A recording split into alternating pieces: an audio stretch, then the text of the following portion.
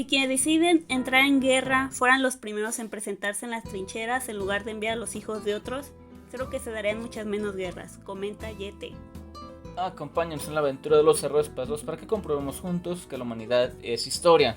Esperemos que se encuentren bien. Hemos llegado con la entrega número 36 de este podcast, un tanto tarde. Tuvimos situaciones técnicas que no pudimos resolver hasta el día de hoy. Para poder terminar de hablar sobre este tema acerca de la guerra de la Triple Alianza, esta vez nos enfocaremos más en la parte bélica, no en la parte geopolítica. Sean todos bienvenidos a este podcast a pesar de cualquier dificultad que tengamos, pero miren, tarde pero sin sueño. En esta parte seremos en unas partes más explícitas, así que pues ya saben, la guerra es terrible. Y bueno, tengan un excelente día, les agradecemos mucho por escucharnos donde sea que nos den su tiempo. Yo soy Itzel Olvera. Y yo soy Israel Olvera. Recuerden que nos pueden seguir en nuestras redes sociales, en Facebook e Instagram. Y ahí en Facebook dejamos nuestra bibliografía para que nos compartan y lleguemos a más personas. Así que ya sin más por agregar, empecemos. Antes de entrar de lleno al tema acerca de las batallas, queremos agregar de forma complementaria lo que sucedía con la prensa paraguaya. Durante la guerra de la Triple Alianza, el gobierno paraguayo mantuvo un control muy fuerte sobre la actividad periodística. No solo porque era el dueño de las imprentas como tal, sino también porque poseía el monopolio de la producción de los insumos necesarios para la fabricación de estos mismos. No se pueden hacer a gran escala de manera independiente, y no había empresas hechas por particulares como nos hacen creer hoy día. Además, el presidente Francisco Solano López era el encargado de controlar a los redactores, al igual que de señalarles los lineamientos que se debían seguir y de aprobar los artículos propuestos para ser publicados por la prensa. Era un control total gubernamental acerca de lo que se le mencionó al pueblo en el periódico. Los periódicos que se publicaron en Paraguay durante el transcurso del conflicto fueron utilizados como propaganda del gobierno. Recuerden que la propaganda es con el fin de promover ideologías, sean políticas en este caso, o religiosas / espirituales de algún tipo. Esto no era un acontecimiento novedoso, por el contrario, el control estatal de la actividad periodística se remonta a la época de la instalación de la imprenta en Paraguay en 1844 y a la aparición de la primera publicación periódica del país, valga la gran creatividad, llamado El Paraguayo Independiente en el año de 1845. Si bien el tradicional control gubernamental sobre la prensa permaneció sin modificarse durante la guerra, porque no es que entre todo fueran a cambiar, esta última generó una crisis de tal magnitud que planteó la necesidad de realizar una serie de cambios cuantitativos y cualitativos en la actividad periodística. Se dieron cuenta de que no tenían para sostener todo por su propia cuenta. En este contexto, el gobierno puso en marcha la creación de nuevos periódicos, a los que se califican como periódicos de trinchera.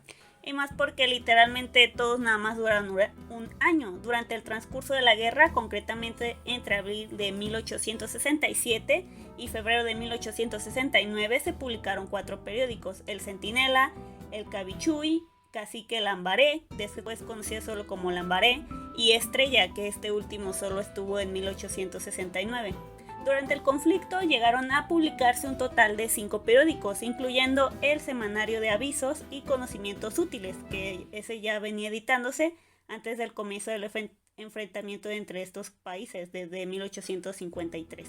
Las condiciones para la publicación de estos periódicos surgieron en los meses posteriores a la derrota en la batalla de Curupayty, el 22 de septiembre de 1866. Recuerden que en esta guerra los aliados eran Argentina, Brasil y Uruguay. A partir de entonces, los ejércitos de ambos bandos interrumpieron las ofensivas militares de gran envergadura por 14 meses.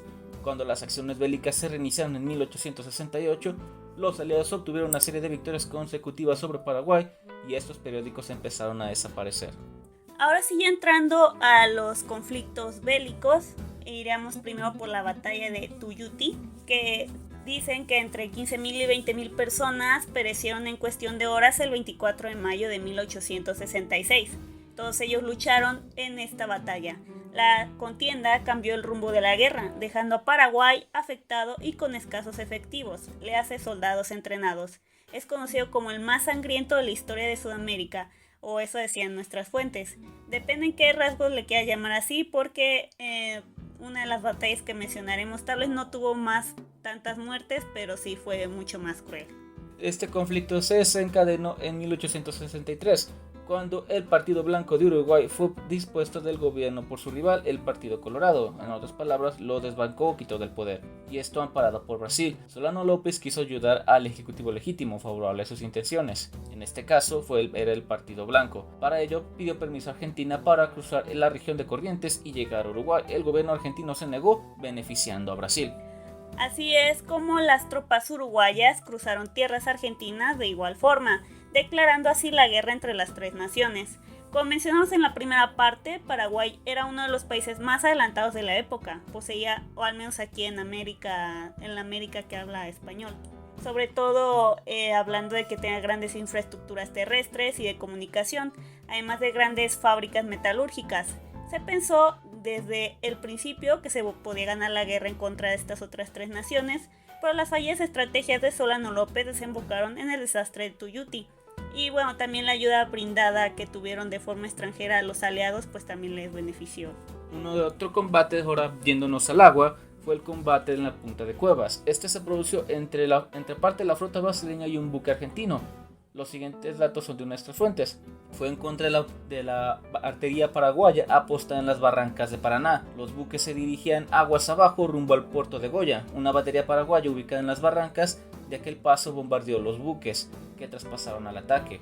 Un barco argentino que formaba parte de la escuadra, el llamado Guardia Nacional, al mando del oficial Luis Pi, quien se detuvo frente a la batería para derretar los cañones paraguayos asentados en las barrancas. Esta postura del oficial argentino tuvo un costo elevado, ya que la estructura del buque fue seriamente dañada, dejando un saldo negativo de muertes, entre ellos el hijo del capitán Pi y el guardia marina José Ferre, hijo del exgobernador de la provincia de Corrientes, Pedro Ferre.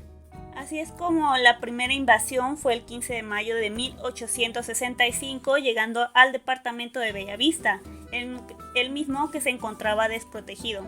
Así fue como el pequeño cuerpo del Ejército Nacional que comandaba el general Wenceslao Panuero, formado por 3.000 hombres, había desembocado en Bellavista el 2 de mayo y se dirigió a Rincón de Soto y más tarde a Bellavista, que fue ocupada por segunda vez el 28 de julio de 1865, donde los invasores se quedaron hasta agosto de ese mismo año.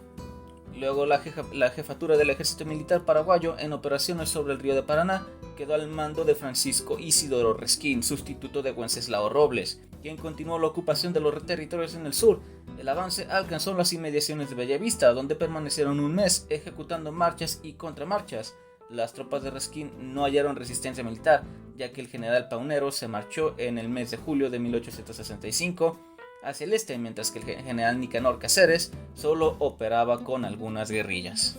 Así es como pasaremos a la siguiente batalla, que es la llamada de Boquerón del Sauce, que esta ocurrió el 15 de agosto en los mandos aliados, es donde se produjo un cambio en el mariscal con el señor Osorio, quien mencionan que era muy querido y respetado. Así es como entregaron el mando de las tropas al mariscal de campo Polidoro Fonseca Quintanilla Jordao, que por cierto era brasileño, y afectó todo ese cambio se decidió desalojar a los paraguayos del Boquerón Norte, y para los días 16 y 17 de julio de 1866, tropas paraguayas fueron lideradas por el coronel Elizardo Aquino, quienes se enfrentaron en escaramuzas en los montes y esteros en la punta Julio Ñaro y Boquerón del Sauce, contra los ejércitos de la Triple Alianza. Como pueden imaginar, también hubo bajas, aunque no mencionaran el número como en la batalla anterior. Bueno, la batalla de Tuyuti, porque ahorita hablamos de Punta de Cuevas, pero bueno. El 16 de julio, Bartolomé Mitre, quien recuerden, el comandante en jefe de todas las tropas aliadas, ordenó atacar la plaza fuerte enemiga que se hallaba atrincherada en la zona y encomendó al experimentado mercenario español León de Palleja para derrotar las defensas paraguayas. Encuentro irónico que los argentinos contrataron a un mercenario español para liderar la ofensiva. Pero pues bueno. Ya sabes, de esos tiempos metían mercenarios de otros países. Y pues sí, es un poco irónico en este caso.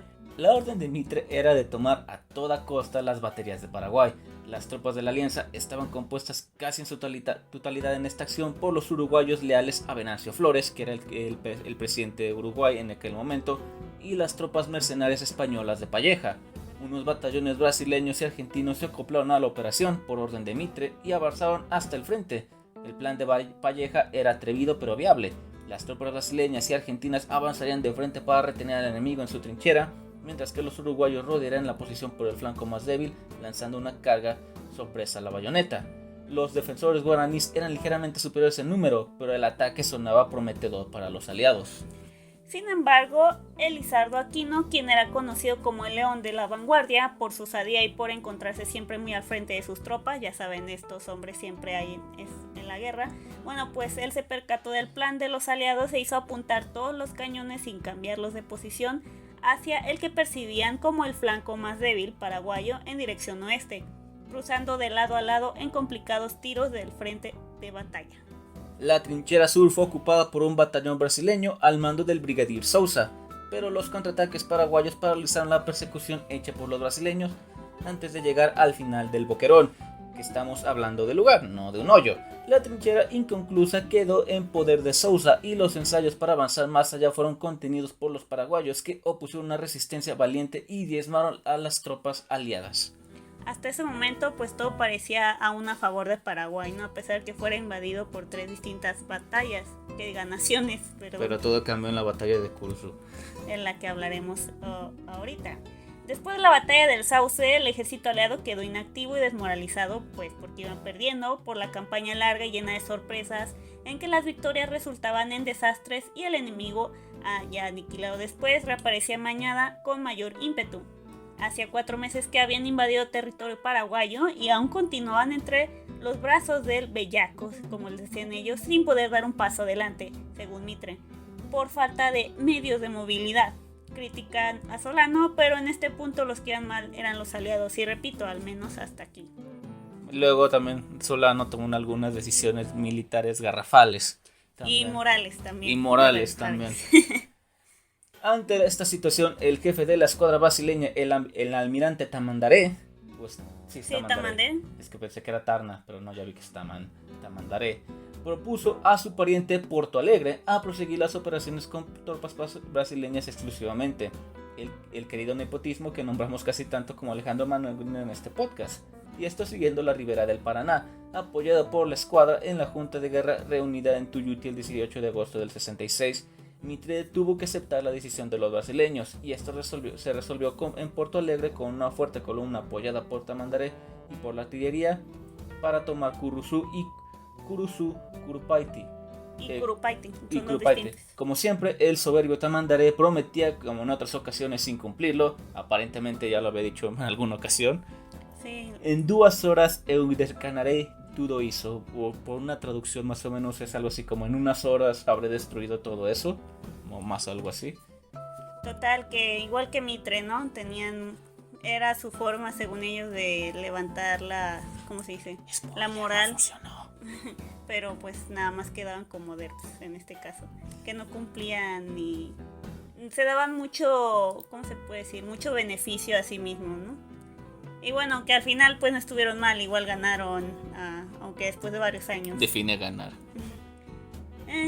Tuvieron beneficios económicos y territoriales, así que pues fue ganar para ellos, pues más para ellos, porque igual no creo que les haya ayudado mucho a su propio país o a sus ciudadanos. Así le ayudó a los nobles, pero bueno. Sí. Mitre, que veía de esa forma, menoscababa su autoridad porque obviamente entrecerraría los ojos al ver esta acción de Brasil, y privado del mérito de la próxima victoria tomó la pluma gloriosa y ese mismo día le dirigió una nota a Porto Alegre donde le manifestaba que iba a amonestar a todos los conocimientos y demás que en tales casos son de regla. Según Juan O'Leary, los conocimientos y demás se redujeron a una serie de indicaciones triviales o pueriles, como les guste decir, que no serían aceptados por el orgulloso brasileño. Está en una lucha de poder en este punto. Entre otras cosas, le decía que, habiéndose establecido, bastaban 5 o 6 mil hombres para efectuar la operación proyectada, y que siendo una operación combinada de duración limitada, actuaría de acuerdo y bajo las órdenes de Tamandaré. O sea, le dijo que no le haría caso a Mitre cuando se supone que él era el líder de las tropas aliadas generales. Y el otro tipo le dijo, no, yo le voy a hacer caso a Tamandaré. Dijo, fuck you, I do what I want. Porto Alegre le contestó, como dijimos, de manera pintoresca. Y le contestó con altivez que al almirante había opinado en la junta que el número no debía bajar de 7.000 hombres y que por lo tanto marcharía con 8.390, con respecto a actuar bajo las órdenes de Tamandaré, no de Mitre. se negó cuanto la antigüedad de su patente le impediría ocupar semejante posición. Alarmado, el señor Mitre, por la actitud de Porto Alegre, convocó una junta para aclarar la posición. Nadie le negó nada a Mitre, nadie le negó a Mitre la jefatura otorgada en el Tratado de la Triple Alianza, con lo que quedó satisfecho y nada cambió en realidad. O sea, se fue a quejar, luego Porto Alegre de todas maneras fue con más tropas de las que le había dicho Mitre. El Porto Alegre le dijo que no le haría caso porque él tenía más antigüedad y que le cae mejor Tamandaré, supongo, porque era su connacional. Y pues los de la junta le dijeron, sí, ok, Mitre, sí, tú eres el líder. Y ya. Y ya. Nada más para que fue nomás como le dieron la razón, pero en realidad no cambió. Fue como dijimos acá en México, fue nomás para taparle el ojo al macho. Sí, nada más para que dejara de dar lata. Continuando, así es como el 1 de septiembre se embarcan 8.345 hombres de las tres armas y a las 9:45 fondean en la desembocadura de la laguna Piris, o sea que se dedicaron a reconocer hasta el fondo y examinar la desembocadura, y a las 11 comienza el bombardeo de la escuadra sobre Kurusu y Kurupaiti, sin causar mayor daño. Así es como son contestados por los paraguayos, quienes contaban con inferior armamento. Kurusu estaba a media legua de Kurupaiti, con defensas que se extendían desde la barranca hasta una laguna próxima, y 13 cañones de distinto calibre defendían el lugar. Contaban con 2.500 hombres en el lugar contra los poco más de 8.000 de los aliados que ya mencionamos. El 3 de septiembre, después de un bombardeo, los brasileños armados en 3 columnas iniciaron el asalto, intentando de manera inútil y sin resultados forzar inútilmente la trinchera, siendo rechazados por Paraguay en múltiples ocasiones con bastantes pérdidas, hasta que se percataron que la laguna era variable. Se refieren a que tenía una parte poco profunda y firme donde se podía pisar fácilmente, pasar pisando o nadando, o en los tiempos de antes con la caballería. Así fue como los paraguayos fueron atacados por la retaguardia. Los paraguayos se defendieron con bravura en su posición con armas blancas, para ver lo que fue un enfrentamiento heroico para Paraguay. Thompson, este historiador llamado Thompson, que fue una de nuestras fuentes, señaló que un soldado paraguayo y otro brasileño se lo arrojaron uno sobre otro con tal ferocidad que traspasaron simultáneamente con bayonetas el uno al otro. Los brasileños se quedaron con la victoria, aún a pesar de todos los esfuerzos paraguayos. Según el coronel Centurión, los paraguayos tuvieron 700 muertes y 1.500 heridos. Y según Río Branco, los brasileños tuvieron 900 hombres fuera de combate. No mencionan los heridos, pero le hace que ganaron no por números, sino por conseguir su objetivo como tal, ¿no? Que era tener este lugar. Cuando el mariscal Solano López se enteró que el enemigo había forzado esa posición fortificada, llamó apresuradamente al entonces capitán Bernardino Caballero, ordenándole que fuese inmediato con su regimiento a Kurupaiti para tratar de detener el avance de los brasileños en este lugar. Y ahora hablaremos de lo que les hemos comentado acerca de algo bastante cruento. Fue la batalla de Acostañú, o mejor conocida como la batalla de los niños, que esta pasó el 16 de agosto de 1869. Si son sensibles a los temas de violencia contra menores de edad, pueden adelantar un poco y ya quedan advertidos, porque la guerra es cruenta y ciertamente horrorosa y no le importa ni tu edad ni tu género. Pues al caer la noche del 15 de agosto de 1869 y desde el pueblo de Caraguatay, el mariscal Solano López advertía al general Bernardino Caballero que el ejército brasileño iba tras él. Ante la indicación, el jefe paraguayo aceleró la marcha de sus 3.648 combatientes, la mayoría de estos menores de 14 años, cuando no fueran heridos o mayores de 60. Además, a la compañía de algunas mujeres que siempre seguían de cerca la columna principal. Pero el aviso llegaría tardíamente o porque ya sin contratiempos en el camino los brasileños darían alcance a la hueste de Caballero cuando este atravesara una vasta planicie conocida como la Costañú. Y bueno, también teniendo tantos chiquillos y señores, pues tampoco es que pudieran ir muy rápido. El otro nombre que se le da a esta batalla en específico era esta. El nombre derivado de su antiguo propietario, el portugués Juan Blas Acosta Freire y Carvajal, de la Fuerza Paraguaya. Solo el batallón número 6, cuyo jefe era el teniente coronel Bernaldo Franco, estaba compuesta de veteranos. Este tenía además la asistencia de otro veterano, el coronel Florentín Oviedo. Se cuenta que era solo como 500 soldados los que habían, y todos los 3.500 eran entre milicia niños y ancianos. caballero ordenó a Franco que entretuviera al enemigo hasta que él mismo pudiera ubicar al resto de los hombres en posiciones mejor coordinadas para la defensa. Tenía que ganar tiempo tal cual. Así que aparte de que solo eran como 500 hombres, le dijeron, pues tienes que detener a 20,000 hombres con 500. Y de hecho, bueno, más adelante lo comentaremos, pero ha sido la única, ¿cómo se podría decir? El único batallón compuesto casi enteramente por menores de edad. No sé si solo en América o mundial, pero pues ahí está. Mientras llegaba hasta el arroyo de Yukiri, intentando posicionar la escasa artillería disponible y desplegar sus tropas para el ataque. El continente de la Alianza está compuesto por nada menos de 20,000 hombres de los tres ejércitos, entre brasileños, uruguayos y argentinos, bien armados y conducidos por 5 experimentados generales: Manuel de Acevedo Pedra, José Luis Mena Barreto, José Antonio Correira de Camara, Carlos Recín y Victorio José Carneiro Monteiro. Y con esto inició el ataque. En las circunstancias señaladas, las tropas del Imperio brasileño iniciaron las cargas que se sucederían en el correr de la jornada, una tras otra. Las bajas eran considerables de una y otra parte. Los aliados tenían la ventaja de reponer a los que se hubieran muerto o fueran heridos, pues sí eran 20,000, explica el historiador brasileño Fernando Batista. Estas contaban además con la ventaja de disponer con armamentos y municiones de reposición, mientras que los paraguayos no tenían municiones para sus pocos cañones, las cargaban con balas de fusil, barriendo con ellas las columnas asaltantes, de acuerdo a la explicación de Efraín Cardoso. Pues básicamente convirtieron un cañón, lo volvieron un cañón de salvas. Sí, pues ahora sí que no tenían ni siquiera armamento suficiente para defenderse. Lo siguiente, como ya dijimos, las tropas de paraguayas, muchas tenían menos de 14 años, y en este caso muchos eran menores. Ya que mucho menores de 14. Mucho menores de 14, ya que no tenían soldados y menos adultos siquiera. Disfrazaron a estos niños con barbas, así de como suena de ridículo, intentando fingir frente a los enemigos. Por lo que leímos, se comenta que resistieron durante 6 horas contra la caballería brasileña, que para vengarse terminarían incendiando el campo. Los niños, que también estaban ahora sí que entre la edad de 6 a 8 años, en medio de la batalla, asustados e intentando salvarse de su terrible futuro, se colgaban de las piernas de los soldados brasileños, gritando y con los ojos llenos de lágrimas, implorando que no los mataran, sin conseguir misericordia alguna, ya que eran asesinados en el acto cortando sus cuellos. Al final, esa carnicería inhumana, las madres intentaron tener algo de consuelo y recoger los cuerpos de sus niños, a la vez que intentaban ayudar a los pocos sobrevivientes. El conde, que era el dirigente, conde Dieu, mandó incendiar todo, quemando no solo a los sobrevivientes, sino a las mujeres con ellos, también llamado Gastón de Orleans. Sí, este tipo creo que era pariente de Pedro II de Brasil. De hecho, creo que al final sí le pusieron una reprimenda porque dijeron, te pasaste de lanza.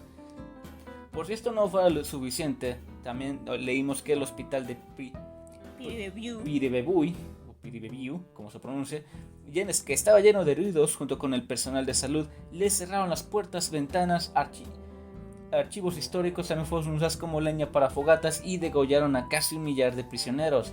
Fue un hecho sin precedente, siendo que un ejército integrado completamente por niños, aproximadamente 4,000 pequeños paraguayos contra 20,000 brasileños. Todo esto es la página de ABC Noticias.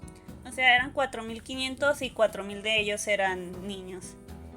Por eso se le llama que es el escuadrón batallón. Bueno, depende de los números. Compuesto con más niños en la historia moderna, por decirlo así. Depende, ya ves que también comentamos que también...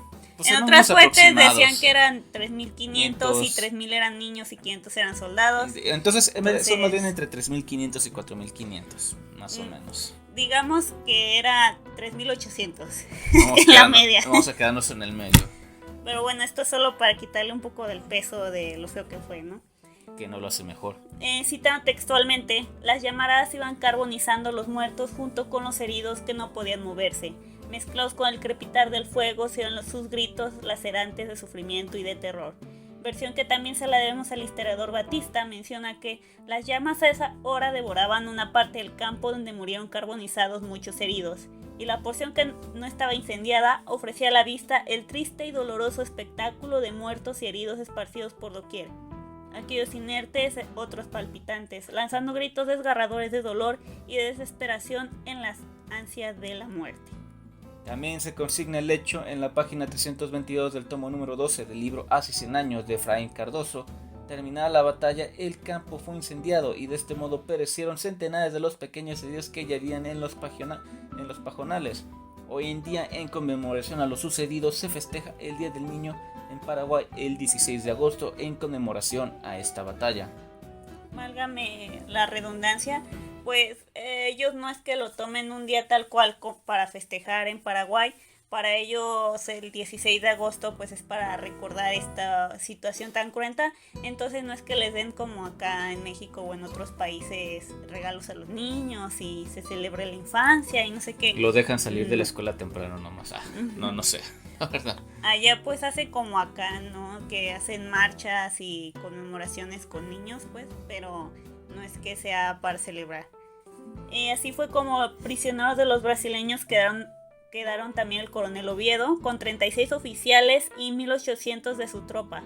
En total de 1852 hombres, la mayoría de ellos heridos, quedaron además en poder del enemigo, con sus banderas y armamentos, municiones y carretas con provisiones, bueno, las pocas que tenían. La carnicería terminada con algo digno del jefe de la alianza, el señor Gastón de Orleos, el conde de U. El fuego que incendió el campo en donde todavía se arrastraban algunos paraguayos heridos que sobraron de la matanza. Como dijimos, este tal Gastón no pudimos encontrar mucha información de él, a lo mejor lo tenemos para el episodio extra, pero por lo que nos describen era un hijo de perra. Que no tuvo ni siquiera tantita consideración, sería lo que hoy llamaríamos un crimen de guerra totalmente, porque ya había ganado. Los que quedaban eran heridos y gente que intentaba ahora sí, como dicen, lamerse las heridas y ayudar a las personas que sobrevivieron. Pero pues este tipo no le importó. Como quería mencionar también, por ejemplo, la ONU mencionan que según eso quería culpar a Argentina, Uruguay y Brasil por crímenes de guerra durante esta guerra. Y también a Paraguay por haber hecho esto de... Para empezar, legalizar a los niños como soldados. Se supone que en ese tiempo, a partir de los 12 años, ya los están considerando como adultos y ya los mandaban a la guerra, o como dijimos, incluso aún más chicos. Entonces, pues prácticamente, nada más por dar lata y supongo que también para que no se olvidara lo sucedido, pero ahora sí que ni el gobierno actual de esos países ni la gente de hoy en día pues tienen la culpa de las malas decisiones que tomaron anteriormente sus ancestros, ¿no? Hola, buen día. Aquí estoy yo, Israel, que viene del futuro con un mensaje.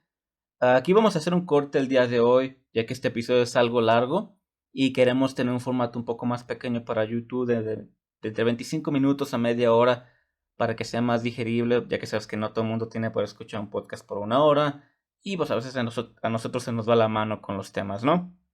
Así que pues que de momento lo que faltaría este episodio se subirá aquí la próxima semana, que a YouTube la segunda parte. Esperemos que de momento les haya gustado lo que acaban de escuchar y pues nos vemos aquí la próxima semana. Hasta luego.